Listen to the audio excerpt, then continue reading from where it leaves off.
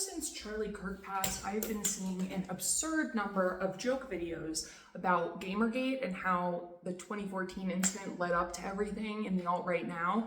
I am tired of seeing people joke, so I'm here to explain. Gamergate, for those of you who are lucky enough to not know about it yet, was a 2014 to 2015 loose coalition of online harassment that stemmed from apolitical and far-right sources on the internet against perceived feminists, basically. All of this started when developer Zoe Quinn had their ex-boyfriend go public with some really hateful, vitriolic, and made-up information about ways in which this person was able to get their game developed, reviewed, whatever. And a bunch of people took that and ran with it on the darkest corners of the internet. Yes, there are places worse on the internet than 4chan, I swear to God. They all just decided, fuck this. Gaming sucks with women involved in it. We are tired of having equality and equity and having women complain that they are objects. So what did they do? They were fed the fuck up.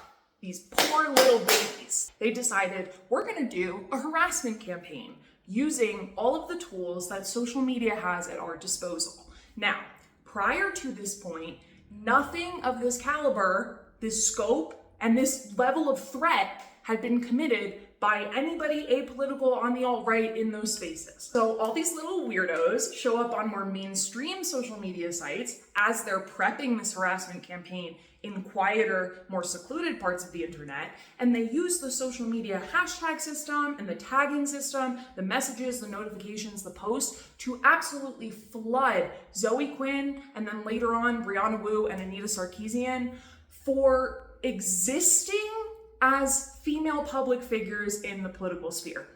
So they use these tactics. Social media does not do anything about this harassment. They are allowed to continue to bot and send private threats, over and fucking over until these women are literally forced to question whether they should even be involved in this industry anymore, because it is such a danger to them. And the entire time, the refrain from the perpetrators was, we don't condone that behavior. We're not telling people to harass people. We're just trying to change the culture of gaming. Meanwhile, they're fucking sending threats in people's DMs. Please. This goes on for years.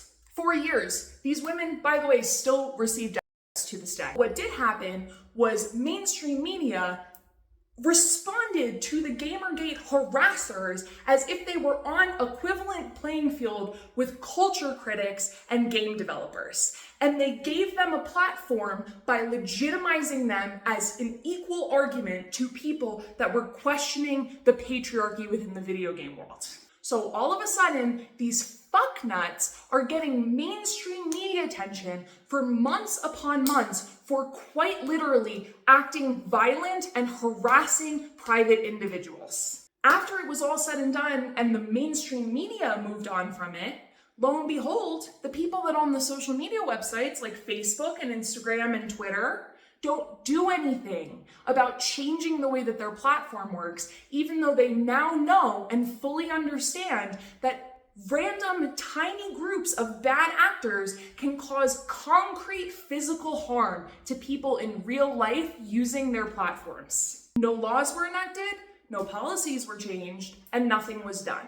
We lead into 2015. Oh, what happened in 2015? Donald Trump runs for president. And you want to know what happens? Because that exact tactic works so well in an apolitical sphere, political grifters took advantage of that use and turned it into an alt-right mobilization tactic.